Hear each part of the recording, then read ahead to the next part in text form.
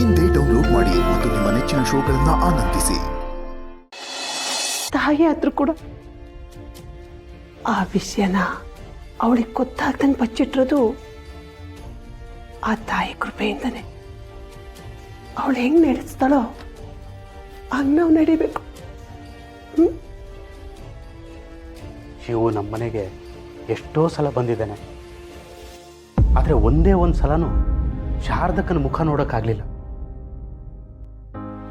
ಎಲ್ಲ ತಾಯಿ ಮಹಿಮೆ. ಮಾದಪ್ಪ, ಇನ್ ಮುಂದೆ ನನಗೆ ನೋವಿಲ್ಲ. ನನ್ನ ಸೊಸೆಗೆ ಎಲ್ಲ ಸತ್ಯ ಗೊತ್ತಾಗೈತೆ. ಇಷ್ಟು ದಿವಸ ತಪ್ಪು ತಪ್ಪು ಲೆಕ್ಕ ಬರ್ದ ಪುಸ್ತಕನ ಹರಿದು ಬಿಸಾಕ್ತಾಳೆ. ಇನ್ಮೇಲೆ ಇವಳು ಬರೆಯೋದೇ ಲೆಕ್ಕ, ನೀನೇ ಲೆಕ್ಕ ಬರೀಬೇಕು.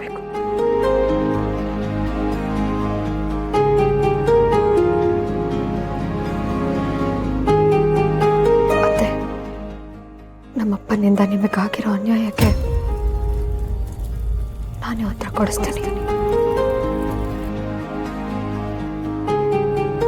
ನೀವು ಯೋಚನೆ ಮಾಡಬೇಡಿ. ಆದ್ರೆ ನೀ ನನಗೊಂದು ಮಾತು ಕೊಡ್ಬೇಕು.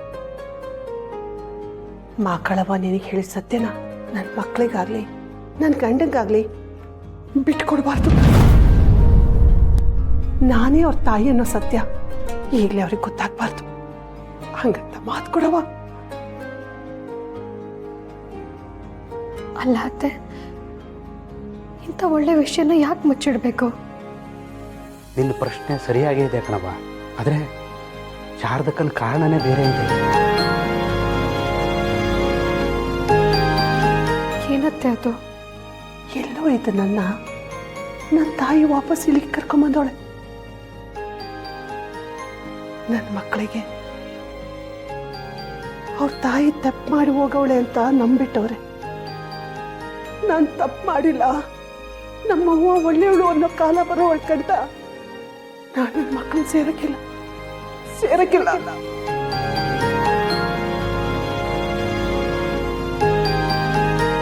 ನನ್ನ ಮಕ್ಕಳಿಗೆ ಈ ಕಳಂಕ ಹೊತ್ತಿದ ಮುಖನ ಹೆಂಗವ್ವ ತೋರಿಸ್ಲಿ? ಹೆಂಗ್ ತೋರಿಸ್ಲಿ? ಮೊದಲು ನನಗೆ ಹತ್ತಿರೋ ಕಳಂಕ ಹೋಗ್ಬೇಕು. ಹಾಗೆ ನಾನು ನನ್ನ ಮಕ್ಕಳನ್ನ ಸೇರೋದು. ಅದನ್ನ ಆ ತಾಯಿ ಮಾಡ್ತಾಳೆ. ಎಷ್ಟು ಮಾಡಿರೋ ಆ ತಾಯಿ ನನ್ನ ಮಕ್ಕಳನ್ನ ನನ್ನ ಜೊತೆ ಸೇರ್ಸಲ್ವಾ? ಸೇರಿಸ್ತಾಳೆ. ಅಲ್ಲಿ ಗಂಟ ನೀವ್ ಹೇಳಲ್ಲ ಅಂತ ಮಾತು ಕೊಡವ.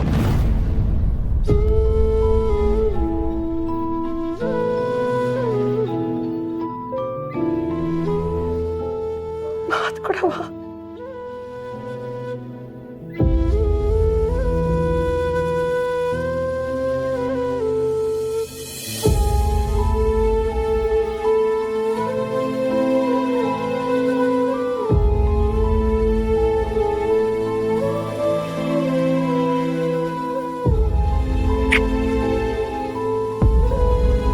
ಕೊನೆಗೂ ತಾಯಿ ಪವಾಡನೇ ಮಾಡಿಬಿಟ್ರು.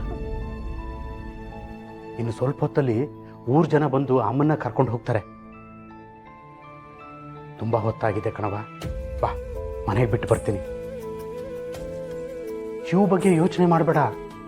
ದೇವಸ್ಥಾನದಿಂದ ಅರ್ಚಕರು ಬಂದು ಮತ್ತೆ ಸ್ನಾನ ಮಾಡಿಸಿ ಪೂಜೆ ಮಾಡಿಸಿ ಕಳಿಸ್ಕೊಡ್ತಾರೆ.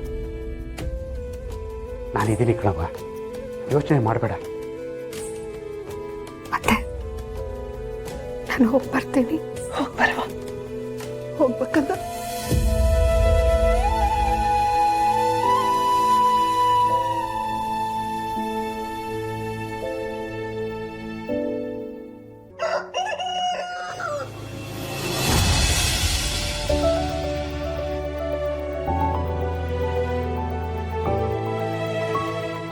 ಅಕ್ಕ, ಇಲ್ಲಿ ಟೇಬಲ್ ಮೇಲೆ ಬುಕ್ ಇತ್ತು, ನೋಡ್ದೇನೆ.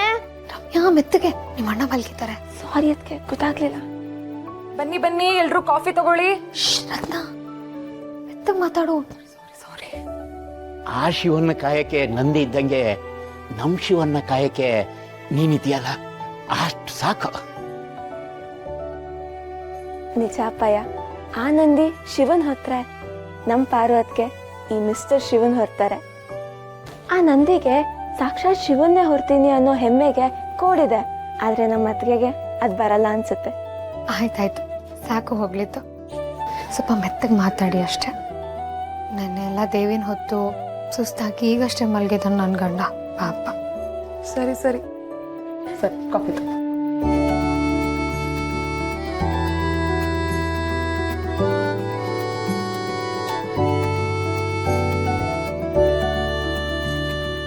ಮಕ್ಕಳವ ನಿನಗೆ ಹೇಳಿ ಸತ್ಯನ ನನ್ನ ಮಕ್ಕಳಿಗಾಗ್ಲಿ ನನ್ನ ಗಂಡಂಗಾಗ್ಲಿ ಬಿಟ್ಕೊಡ್ಬಾರ್ದು.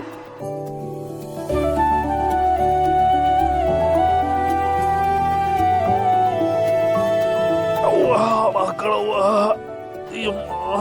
4-5 ಜನ ಕುಂತಂಗೈತೈತಲ್ಲಪ್ಪ. ಮಕ್ಕಳವ್ವ, ಕಾಪಾಡವ್ವ. ಪಾರು, ಅಯ್ಯೋ ಮಾವ, ಇನ್ನೊಂದು ಸ್ವಲ್ಪ ಹೊತ್ತು ಮಲ್ಗದಲ್ವಾ? ಯಾಕೆ ಇಷ್ಟು ಬೇಗ ಎದ್ಬಿಟ್ಟೆ? ಮಲ್ಗದಿದ್ದೇ ಇರ್ತೈತೆ ಪಾರು. ಇದು ಕೆಲಸ ಮಾಡೋದು ಬೇಡವಾ? ಇನ್ನು ರತ್ನನ್ ಮದುವೆ ಮಾಡೋದೈತೆ, ನಮ್ಮ ಕೂಸ್ನ ಓದ್ಸೋದೈತೆ. ಬರ್ರವ ಪಾರು. ನಿನ್ನೆ ರಾತ್ರಿ ನಾನು ಜಾತ್ರೆನಾಗಿದ್ನಲ್ಲ, ಆಮೇಕೇನಾಯ್ತು? ದೇವಿ ದೇವಸ್ಥಾನದಿಂದ ಓಡ್ಬಿಡ್ತಾಣ. ಆಮೇಲೆ ಮಾದಪ್ಪ ಅಂಕಲು ಮತ್ತೆ ದೇವಸ್ಥಾನದವರು ನಿನ್ನ ಮನೆ ಕರ್ಕೊಂಬಂದ್ರು. ಅದಕ್ಕೆ ಮಾತ್ರ ನಿನ್ ಹಿಂದೆ ಬಂದ್ರು, ನಾವ್ ಯಾರು ಬರೋಂಗಿರ್ಲಿಲ್ವಂತೆ. ಹೌದಾ? ಆಮೇಕೇನಾಯ್ತು ಪಾರು? ನಿನ್ ಜನ್ಮದ ರಹಸ್ಯ ಗೊತ್ತಾಗೋಯ್ತು ಮಾವ. ನನ್ನ ಅತ್ತೆ ಯಾರು, ನಿನ್ ತಾಯಿ ಯಾರು, ನಾನು ಹುಡುಕ್ತಿದ್ದ ವ್ಯಕ್ತಿ ಯಾರು, ಎಲ್ಲ ಗೊತ್ತಾಗೋಯ್ತು. ಗೊತ್ತಿಲ್ಲ ಮಾವ, ಮಾದಪ್ಪ ಅಂಕಲ್ ನಿನ್ನ ಮನೆ ಕರ್ಕೊಂಡು ಬಂದ್ರು, ಅಷ್ಟೇ ಗೊತ್ತಿರೋದು. ಓಹೋ ಹೋ ಹೋ, ಅಪ್ಪಯ್ಯ, ಏನಪ್ಪಯ್ಯ ಬೆಳಗ್ಗೆನೆ ಎದ್ಬಿಟ್ಟಿದ್ಯಾ? Good morning. ಮಾರ್ನಿಂಗು.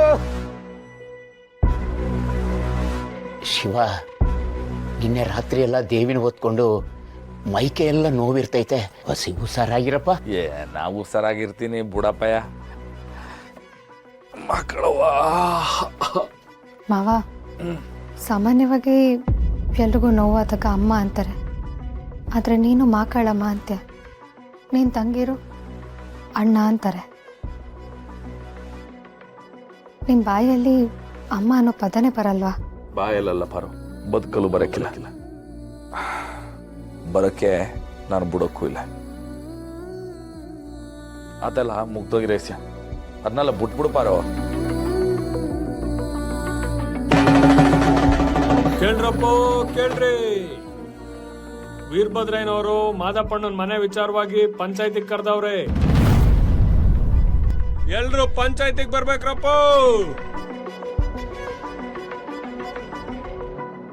ನಮ್ಮ ಮನೆ ದೀಪ ಅಣ್ಣಯ್ಯ, ನಮ್ಮೊಡಲ ಜೀವ ಅಣ್ಣಯ್ಯ.